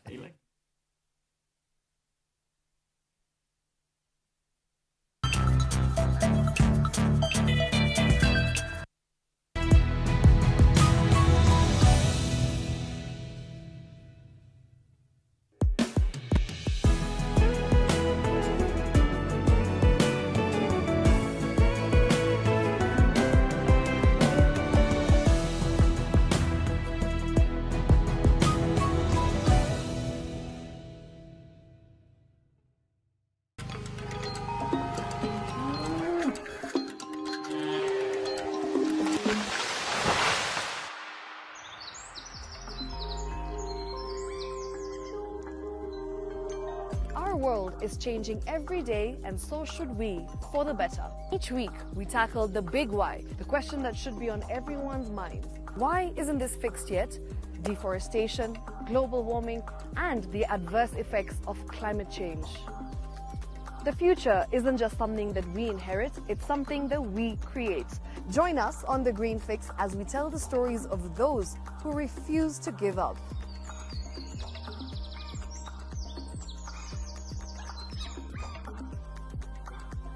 When it comes to fixing the planet, there is no time to waste. Join me, Shiksha Arora, on Thursdays at 9 p.m. on The Green Fix as we look into the big why, you and I.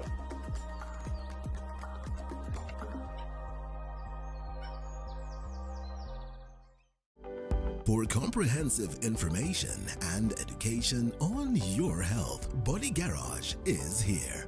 Don't allow anyone to pluck out your good tooth, as long as it is strong and stable. Cancer doesn't start today and you get the symptoms tomorrow. By the time you pick it or the time it is manifesting in you, probably will be there about 5 to 10 years. The eye is the window to the rest of the body. Don't forget to stay hydrated. And of course, you at home, do take your water. So the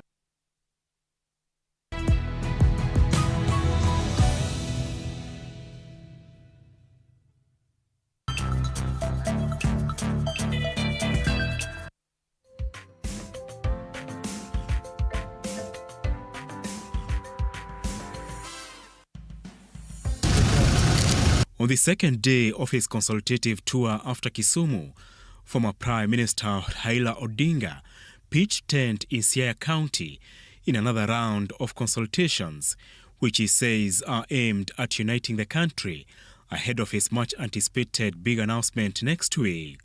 Kenya is at a turning point. We are in a very tricky situation, which will depend on how we handle this situation. Flanked by Siaya Governor James Orengo and grassroots leaders, Odinga hinted at his expectations from the yet-to-be-formalized deal with President William Ruto. He stressed that the Constitution must be respected in this new political engagement, adding that bad governance and abductions must become a thing of the past. We want to take bad governance to the museum. We don't want to see our youth being abducted and then taken to some unknown places, tortured and some of them killed. That must be something of the past. We don't want to see corruption reigning in our country. I am certain that Baba cannot go wrong when he is out to work for the people, and I am certain that we are going to have a structured relationship as we engage with other parties, including people in government or outside government.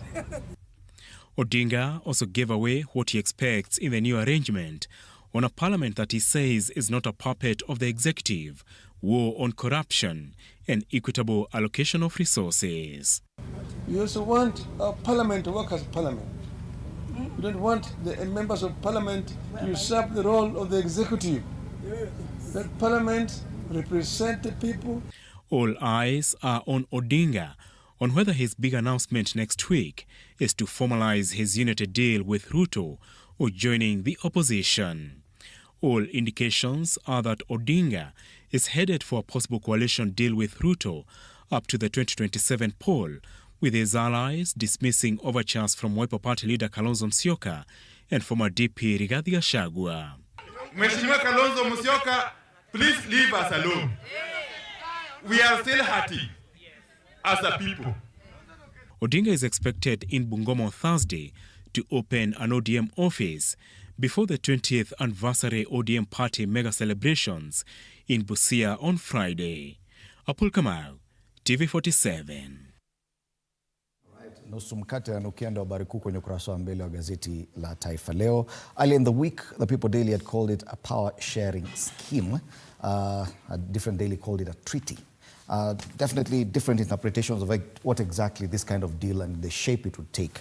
There are issues about power sharing, nusu mkate. We've seen this previously with the Grand Coalition government of Mwai Kibaki and Prime Minister Raila Odinga. But that was before the new constitutional dispensation. Bwana Julius Ruto. Asante sana. Do you foresee some challenges or probably some hurdles that probably on constitutionalism of such a deal going forward? Asante sana. Ya kwanza ningependa kusema sidhani kama kuna jambo geni. Tayari tunavyoongea serikali tulio nayo ni serikali pana, broad-based government. So what we are just seeing is manipulation of actual broad-based government, which is in place now. I've seen Opiyo Wandayi is talking there as a CS for energy. CS Treasury is Mbadi from ODM. So I think it's already working, and we are aware that the law has facilitated post-election arrangements, and it is clearly open.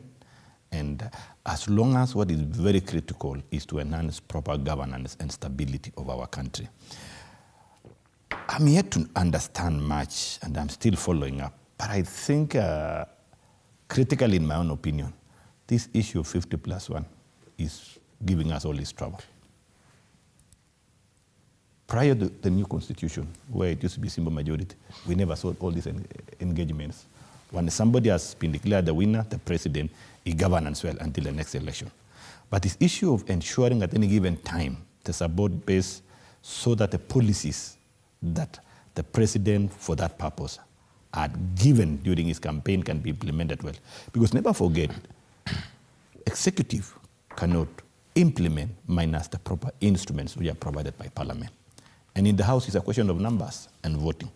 So then given time, who is up there as to ensure for the policies that he intends to run to achieve what it was a pre-campaign policies has to be undertaken effectively. He needs to ensure that for him to be able to do that budget-making process, he has to have a clear political position, because all this is a political process. I think, to me, I have no better description other than this. So what BABA is doing is because the president has shown an open unwillingness of working together with like-minded people, especially people like BABA, who has demonstrated there before on the issue of ensuring that equity is achieved across the country. Inclusivity is brought on board. And this is what President... 50+1, yet we understand that that is a requirement for the election. Yes. Right now, as you're running government, there's no requirement for 50+1. Let me tell you, I think we just underlooked at it only for the purpose of election. But looking at post, because it's not unique, Uhuru did the same the other time. Even before that, Kibaki had to do it. Because the way Kenya is structured in terms of the communities around the country, every community would wish to feel represented for the purpose of equal distribution of resources. So we must have a candid discussion around this end. Okay. Yes. The conflict that led to the Grand Coalition, formation of the Grand Coalition government in 2008 was totally different, and it's understood. Post-election conflict. This time round, this is a different need. Probably William Ruto feels that he needs that kind of propping up by Raila Odinga. The issue is, because we've not experienced a power-sharing deal in the new political or constitutional dispensation, do you foresee any hurdles along the way for this deal? Yes. One is that, picking from what we are saying, we may not have had this the new constitution 2010, but unfortunately, Fred, as a student of political history, history has a way of repeating itself, whether you like it or not, under whatever dispensation. I look this similar to 1987. That's why I'm going back with this, what is happening now, between the former, the late President Moi and Raila Odinga, right? It was just after 97. The President Moi had narrowly won 92, 97 against the populous Mount Kenya because of division of votes. Then he had to get Raila Odinga to bring up something. I think it was another handshake or something. Yeah, the merger then and all that. That is a circumstance where now, after the impeachment of the second deputy president, everything changed in Kenya in a big way.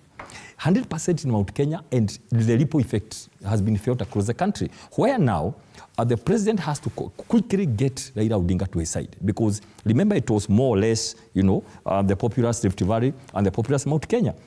Now, with the Mount Kenya going about a big, he has to quickly get this. So this is a matter of necessity for the president.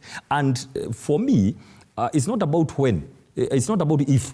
Actually, is an issue of almost going with half of government, because President Ruto needs Raila very badly for now, because that is the only big bastion he thinks he has, right? So are there going to be handles? Number one, he spoke about that it is something that can be done, but there is no formal post-election agreement between UDA or Kenya Kwanza and Azimio or ODM. It's none.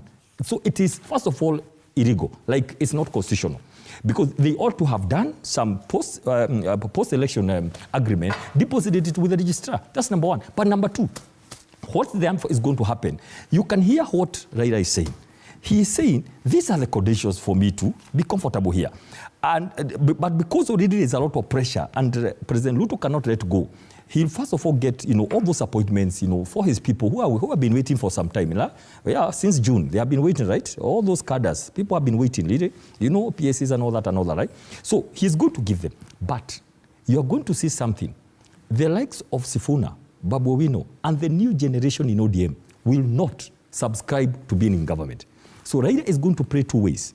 The people like the people who are going to get to government, led by, of course, the Oparanya and that type, these are people who have been ministers before. They became governors 10 terms, 2 terms, then they became again. So you'll see people like Sifuna diverting from them. Now, Sifuna and Babu Owino will be doing that with the express blessings of Baba, because Baba will not put his eggs in one basket this time. He'll watch and see what happens with the psyche of the people. He knows that people feel, especially Gen Zs, that he let them down, right, during the Gen Z. And he doesn't want to repeat what happened during the Uhuru's time, when he was perceived to be in government and he lost the presidency. So he's likely to do for now, the immediate, but as time goes by, you begin seeing something happening and if there's no proper change with the psyche of the people, if the psyche of the people will go more towards opposition, you'll see BAMBA slowly going back. I don't see BAMBA facing another defeat, supporting an incumbent president and failing again in 27. He'll make some calculations going forward. The issue is an association that you're talking about a possible document. We saw Raila Odinga accompanied by his lawyer, meaning that whatever deal that will come up has to be formalized. That could change the workings of parliament as well, because if ODM was to get into a proper agreement with Kenya Kwanza, it means that then they cede the minority seats that they currently hold. Do you see a hurdle there in terms of the workings of parliament? Well, I think the broad-based government conception, how it has been conceived and implemented, is it is carefully done and is well negotiated, and we are getting to very crucial levels. There might be signing of agreements to formalize. Previously, it wasn't signed. When you have 5 ministers from ODM, which of course the Constitution permits, the president can appoint any citizen to serve in his government, regardless of political affiliation. That's allowed. We saw John Gaiseri being invited by Jubilee President Uhuru Kenyatta to be the Minister for Defense, and yet to resign as Member of Parliament Kajiado Central. And so already we have 5 ministers who have served for quite a period from ODM within the broad-based government, and they're running very sensitive dockets in government. And post this arrangement of the broad-based government will be more deep and detailed. And formalized. Yes, and it can be formalized. I think we see formalization. To me, I'm not privy to what is happening, but I see the possibility of formalizing in terms of signing, so that then it becomes official that Orange Democratic Party and Kenya Kwanza and UDA, for that matter, are working together, and nothing stops any other arrangement, because now the president, while at KICC during the handing in of NATCO report, he stated very clearly that we'll develop a broad-based government to help us deliver, because we must stabilize the political ecosystem, because a very stable political ecosystem will assist in delivery of services to the people. The development pillars that the president proposed and which have been adopted does not belong to the president. It belongs to the people of Kenya.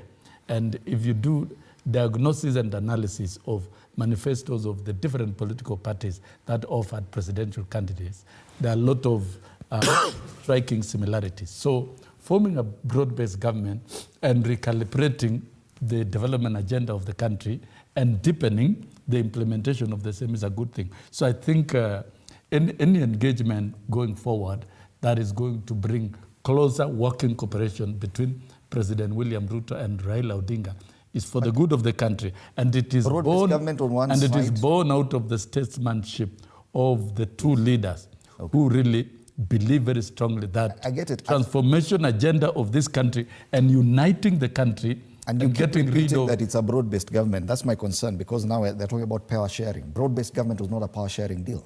Fred, you have asked a question. Sorry, you have asked a question. Let me try to answer directly, because you have asked each one of us. Now, let me try to answer. You are speaking about handles. Let's be very clear. If ODM or of course, let me drop Azimio, because Azimio all the parties, most of the parties have left. So let's talk about ODM. If ODM goes on to formalize any arrangement, the word is formalizing, making it legal, they lose minority in parliament to WIPA. They know. That's why it has to be something dancing along in the air. It is neither here nor there. It's not white nor black. It has to be dancing all the way to 27.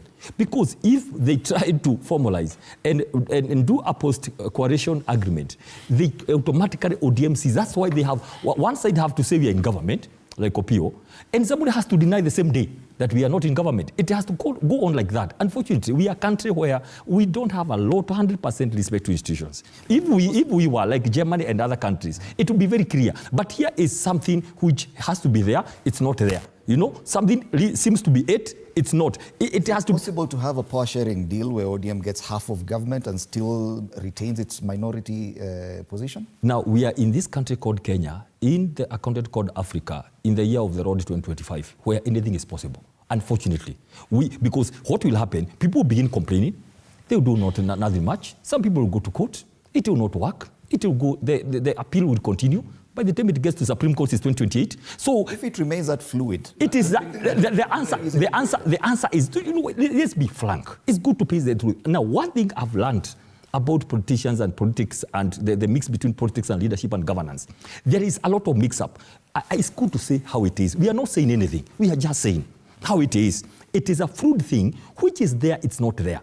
Now, because something has to be coupled, because ODM doesn't want to lose minority. Okay, majority. It's supposed to be majority. You know, I don't know what happened in between.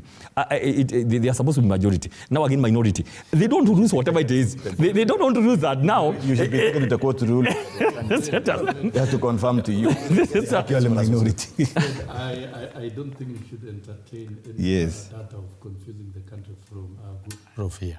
Let us separate the organization of the executive arm of government. That is it. Different from national legislature, yes. There's no connection whatsoever. Parliament exists in terms of political parties. And that has got nothing to do with the executive. So the reorganization and even any signing of agreement with respect to the executive between Raila Odinga and William Ruto will not affect. So ODM will be in the executive, but not... ODM can still remain the minority. I mean, why are we casting aspersion? National Assembly is independent from the executive and it organizes itself. All members and of it is the parties that choose. Why are we casting aspersion to already what has worked? As we are talking now, we're in broad-based government.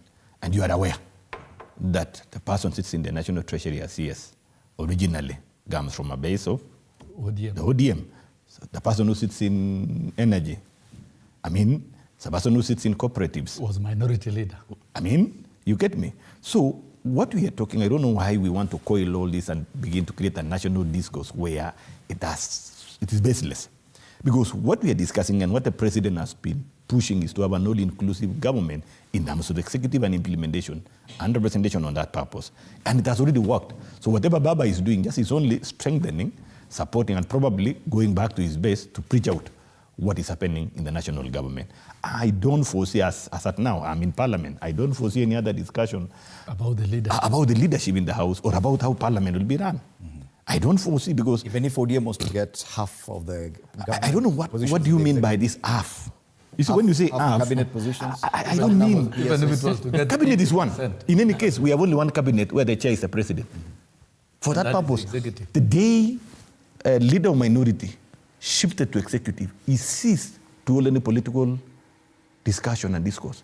He's now an executive member, a cabinet member for the Republic of Kenya, even if where the president is the chair. Prime Minister. So I don't see that cabinet where there are colors, this is orange, this is yellow. No. It's a cabinet of Kenya. Even if Raila Odinga was to become Prime Minister. The moment he agrees to join by all mechanism, the law is very clear. The constitution is very clear on the roles of executive. The chair will be the president and the rest will sit as a cabinet. And they will discuss matters that ought to be discussed as cabinet, what need to be forwarded to a National Assembly. We will take on a political discussion and debate. Don't discuss as representative. And we're not going to, yes. No. Okay. The issue of the doctrine of political parties does not exist in the executive and in its operation. It doesn't. So let's not try to be Parliament, it is the number of members of a political party. And if we are to look at political parties, probably in UDA has 145 members of parliament. So it becomes a majority, but it has allies from others. ODM is the second largest with 85. So if ODM elect to remain as minority, so be it, even if Raila Odinga will be holding a position in the executive arm of government. That doesn't affect the independence and the choice of the political parties in parliament. And we must understand in the separation. As we are discussing this, even right now, do you know what the GNC was saying? Leaderless, formless, all these things. you know, there are some facts and fundamentals that we'll have to accept. We are not going to remain static and religious on what we used to think. The Kenya we are having is dynamic. It's different. Future discussion is already changing. The young people have a different discussion. Even Raila Odinga, even William Ruto, the language of going back to public tomorrow in 2027 will not be as it was before. Because the kind of people you are dealing with have got different view. And you see, this is a society. You cannot hold a given position. It is dynamic, and you see the power. Listen first, the power belongs to who? The people. The people. When we started this conversation, you talked about a post-election coalition. Yes.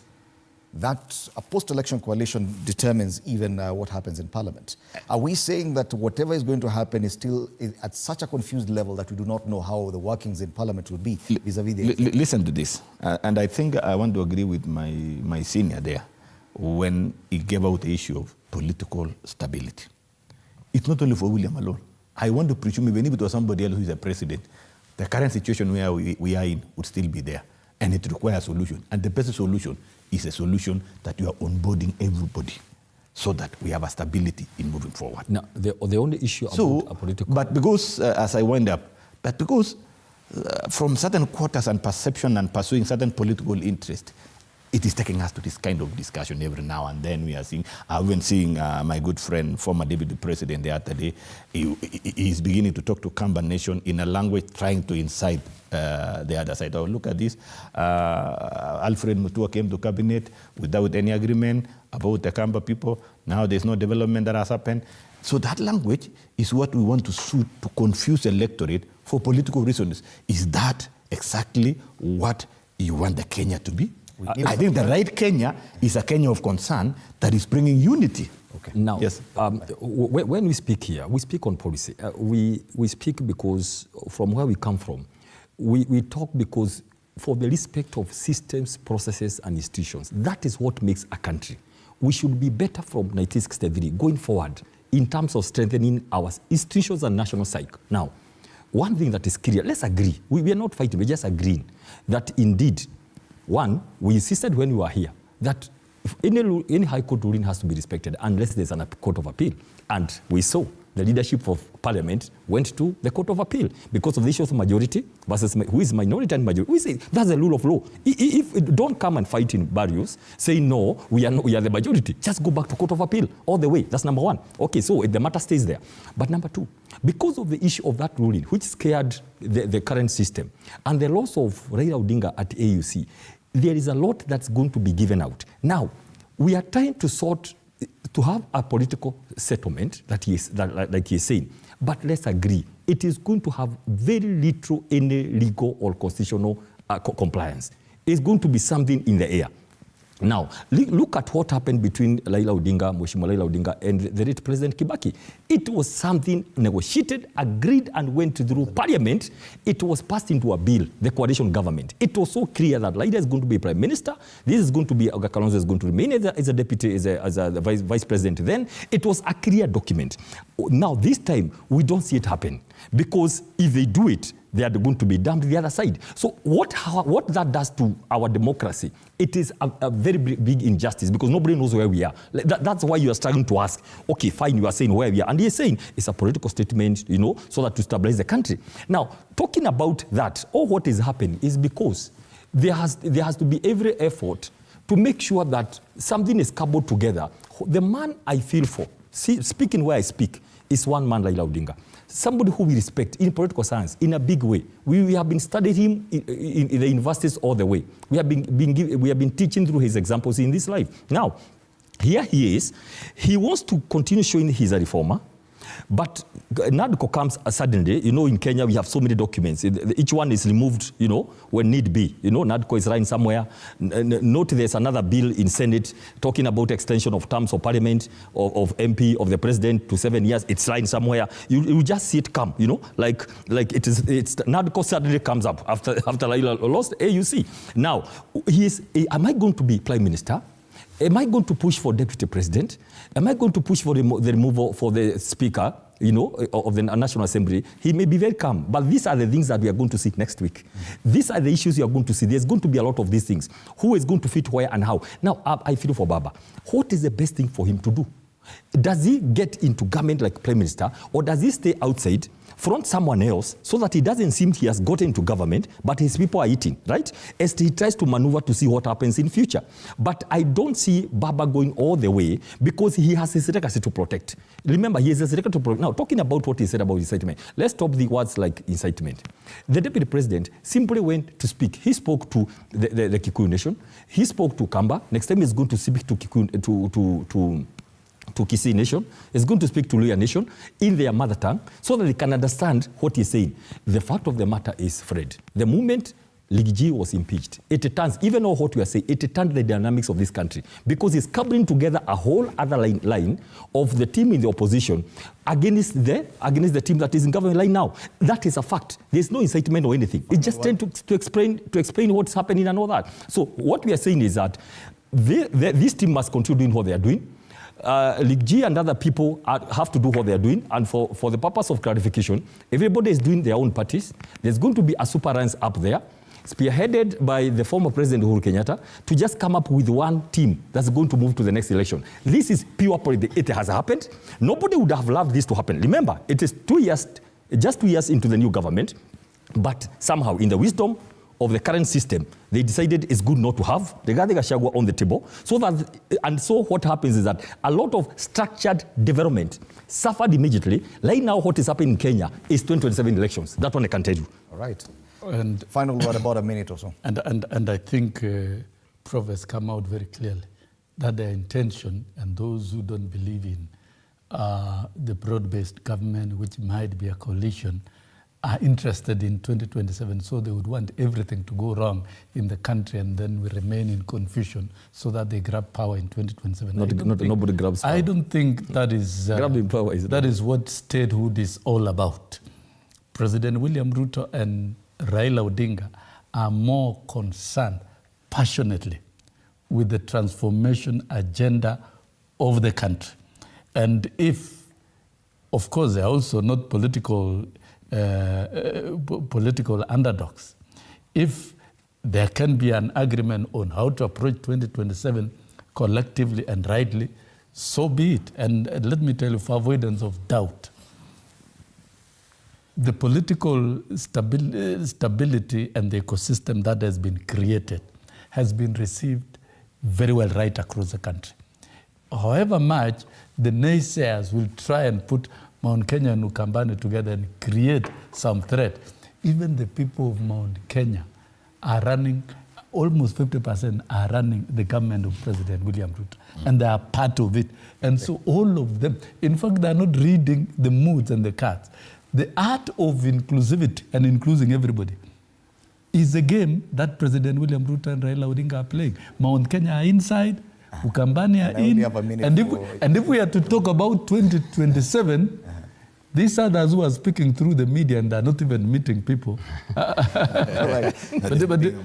we are meeting. Look at it. They are very busy engaging the people at the grassroots, outlining development. And if we have to talk about 2027, it is done, sealed, and dusted.